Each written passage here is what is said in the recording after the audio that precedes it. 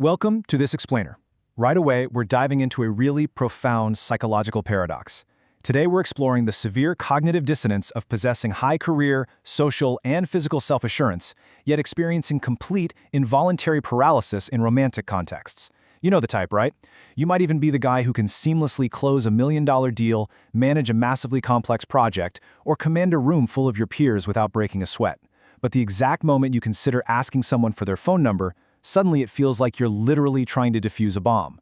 If you're someone who feels highly capable in almost every single area of life, but suddenly hits a terrifying, invisible wall when trying to connect with a romantic interest, I want you to know you're definitely not alone. And much more importantly, you are not broken. Okay, let's dive into this. Here is our roadmap for today's explainer. We're going to cover 1. The irony of attraction. 2. Anatomy of the freeze. 3. Neuroscience of social rejection. 4. The power of disqualification. 5. Embracing the heroic identity. And finally, 6. The roadmap to liberation. Let's get started.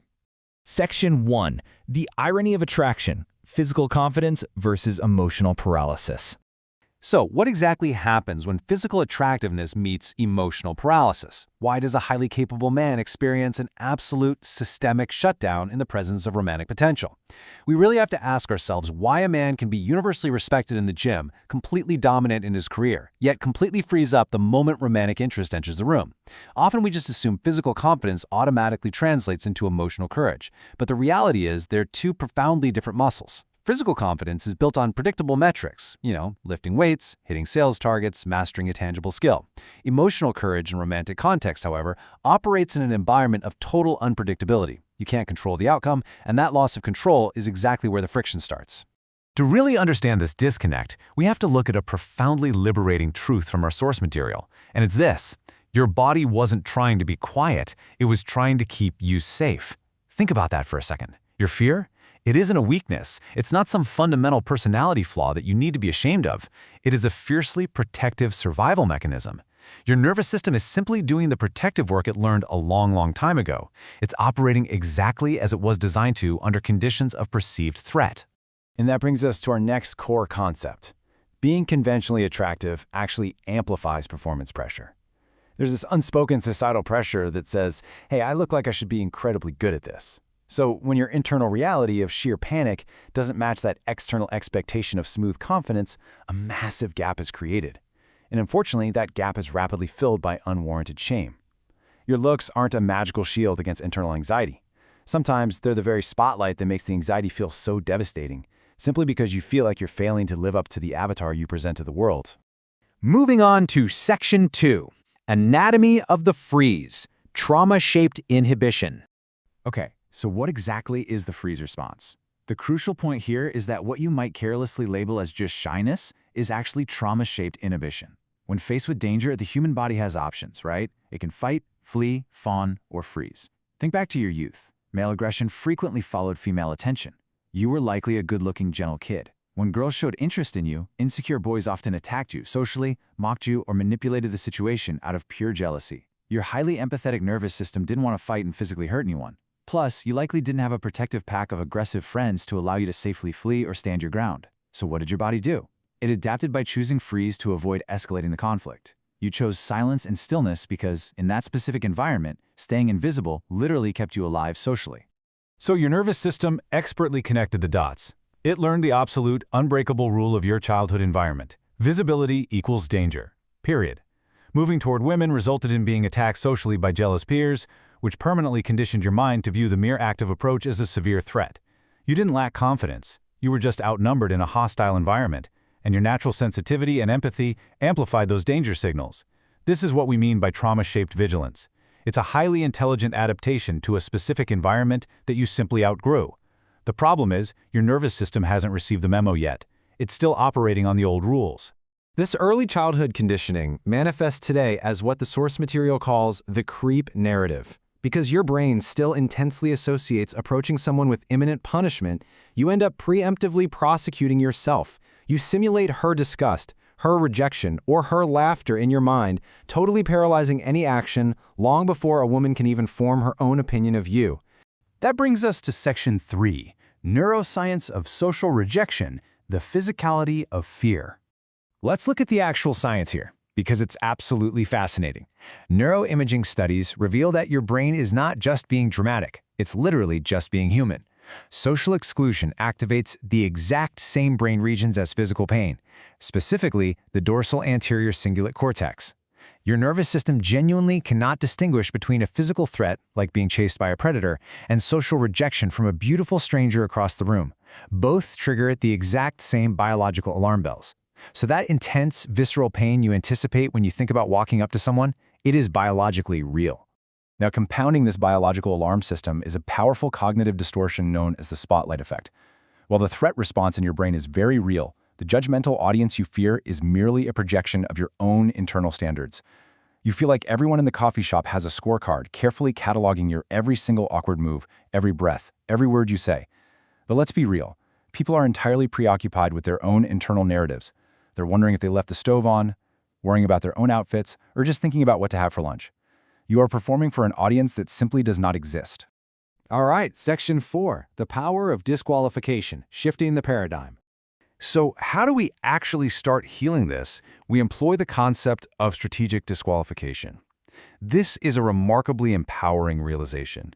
You have to truly understand that you are not begging for approval, and you aren't auditioning for a role in someone else's life. Instead, you are calmly and objectively assessing if she is actually a fit for your life.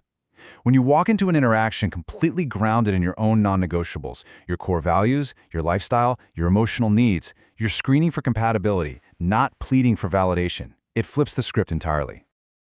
Moving from a one-sided performance review where you are the heavily scrutinized subject to a two-way evaluation where you are an equal, active participant instantly levels the social playing field. You become a chooser, not a beggar. You reclaim your agency and finally realize that your opinion of her is just as important as her opinion of you.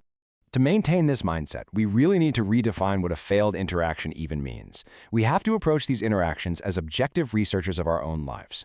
Every no you hear is literally just a data point. A rejection is merely a failed experiment offering feedback on timing or compatibility. Scientists don't abandon their entire field of research after one failed experiment, right? They log the data and they try again. Fusing your self-worth to the outcome of a single interaction with a stranger is a severe cognitive distortion. Most rejection is entirely situational anyway. She might be rushing to a meeting, she might be heartbroken over an ex, or she might just be having a terrible day. Internalizing this truth removes that catastrophic life-or-death weight from the interaction. Moving right along to Section 5, Embracing the Heroic Identity, Forged in Solitude. Here's something crucial to internalize. You didn't fail to grow up socially. You simply grew up differently. You forged this heroic maturity in a hostile environment. And because of that, you're actually uniquely compatible with three distinct archetypes of what we call the hero woman. Whether it's the warrior-hearted woman who demands raw honesty and deeply respects quiet, emotional strength, or the gentle power woman who sees your past fear as profound tenderness and empathy rather than weakness, or the mystic and creative woman who is endlessly fascinated by your rich internal story and intuition. These women don't want a standard civilian partner. They value a man who has survived antagonists, who carries deep empathy, and who grew his internal strength without ever resorting to cruelty or superficial bravado. And this leads us to a profound realization. Your conscious mind obviously knows your current age, but your nervous system still thinks you're that highly vulnerable, outnumbered 14-year-old. Your body is still exhaustingly, desperately protecting the unprotected boy you used to be. But the reality is, you're an adult man now. You have gravity. You have physical strength. You have agency. You control your environment now. The war is over, and the boy you used to be is finally safe. Finally, let's get into Section 6, the Roadmap to Liberation, Nervous System Retraining. So how do we physically unlearn this danger conditioning? Through the clinical method of systematic desensitization, we discover a crucial truth. Volume absolutely beats perfection. Waiting around to think of the absolutely flawless cinematic opening line is just perfectionism masquerading as preparation. Volume and engaging in low-stakes micro-interactions are the true medicine for reducing phobic anxiety. Every single small, mundane interaction builds new neural pathways that normalize the experience of social visibility.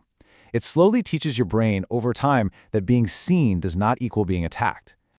Here is your exact behavioral roadmap to retrain your brain. Step 1. Commit to the 10 to 20 exposure rule. That means engaging in 10 to 20 low-stakes interactions a week with baristas, cashiers, or strangers in line. Keep the stakes on the floor. Step 2. Use the neutral approach. Just comment on the shared environment, the terrible weather, the inexplicably long line for coffee, the music playing in the store. This requires absolutely zero rehearsal. Step 3. If there is a spark, express interest sincerely, but without any pressure. And finally, step 4. Learn to expire gracefully. Not every interaction needs to escalate into a date or even a long conversation. Letting an interaction end naturally provides your nervous system with undeniable physical proof that it's finally safe to engage and safe to walk away. Underpinning this entire protocol is the human-first philosophy. It is the most pivotal behavioral shift you can make. It's about practicing active listening and sincere curiosity. When you stop obsessively trying to perform perfectly and instead ask yourself, what is genuinely interesting about this person? You completely transform her from a high-stakes, terrifying target into a fascinating, complex human peer. And the beautiful truth is, she's likely just as anxious and just as hopeful for genuine human connection as you are. I want to leave you with this final provocative realization to carry with you. Confidence is not the absence of fear. It is the decision to move forward despite it. Your past wasn't a flaw. It was training. You already possess the emotional depth, the empathy, and the heroic identity required to connect deeply. So I have to ask you, what possibilities will open up for your life when you finally decide to step out of the freeze and begin the experiment? Thank you for joining me on this explainer. Keep learning, keep stepping forward, and I'll see you next time.